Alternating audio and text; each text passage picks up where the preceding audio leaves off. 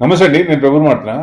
Warren Buffett Berkshire company owner కదా, ఆయన 2 days నిన్న వేగ మొన్న ఒక స్టేట్మెంట్ ఇచ్చాడు. ఆయన ఇండియన్ మార్కెట్ లో మంచి అవకాశాలు ఉన్నాయి, ఇంకా పెరగడానికి మంచి స్కోప్ ఉంది, గుడ్ ఆపర్చునిటీస్ ఉన్నాయి.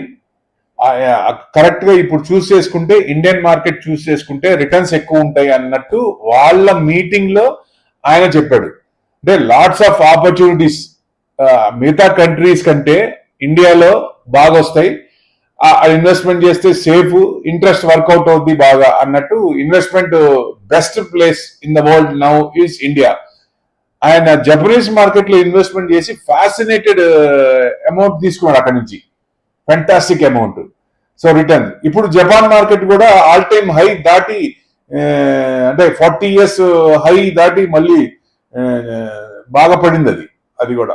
So now to grab the chances wear ever it is అన్నట్టు అన్ని కంట్రీస్కి వెళ్తాడు ఆయన. So now is coming to India also through Berkshire stake కొనుక్కోవడానికి ఇండియాలో చూద్దామని వాళ్ళ మీటింగ్ లో వాళ్ళ అంటే షేర్ హోల్డర్స్ రెస్పాన్స్ తీసుకోవడానికి చెప్తే డంపింగ్ రెస్పాన్స్ వచ్చింది, యూ కెన్ గో హెడ్ అన్నట్టు చెప్పారు.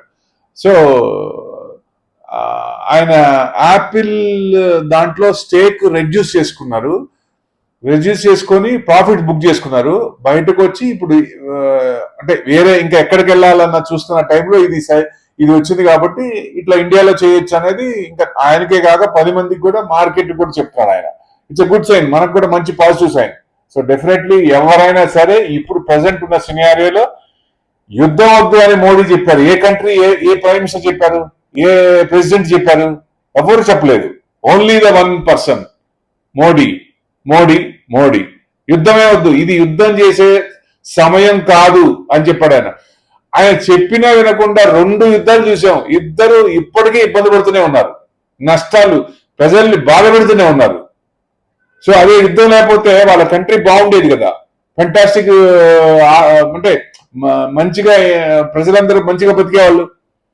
సో డెఫినెట్ గా ఇది అందరూ ప్రతి కంట్రీస్ కూడా మన సైడే చూస్తున్నారు కాబట్టి మనం చెప్పింది కరెక్టు, మన ప్రైమ్ మినిస్టర్ చెప్పింది కరెక్టు అనేది అందరికి బుర్రకెక్కుతున్నట్టుంది.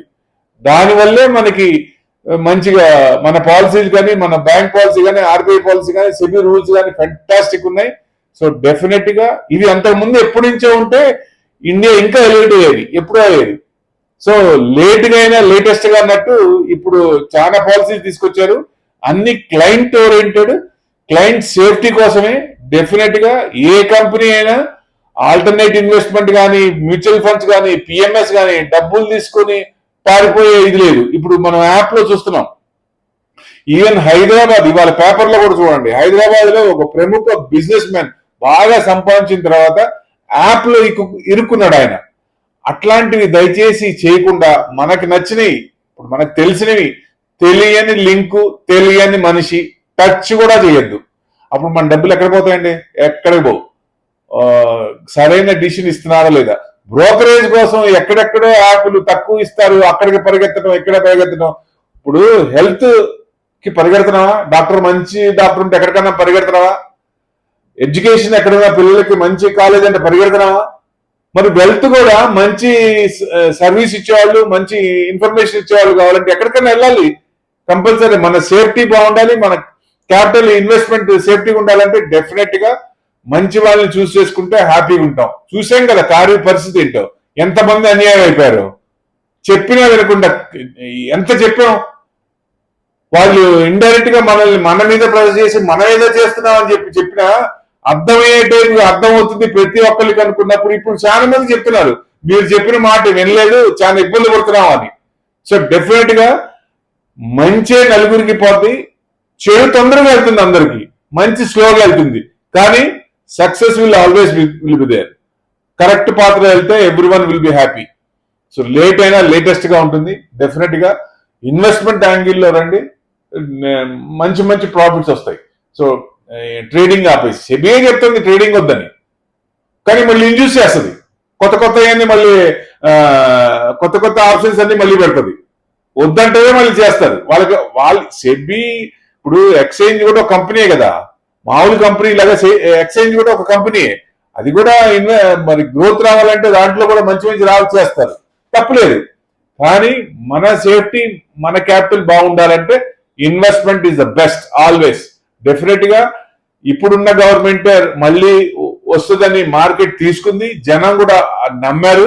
సో డెఫినెట్ గా అవుట్పుట్ బాగుంటే నెక్స్ట్ 5 years కూడా వెనక్కి తిరిగి చూసుకోవాల్సిన అవసరమే ఉండదు. Thank you very much.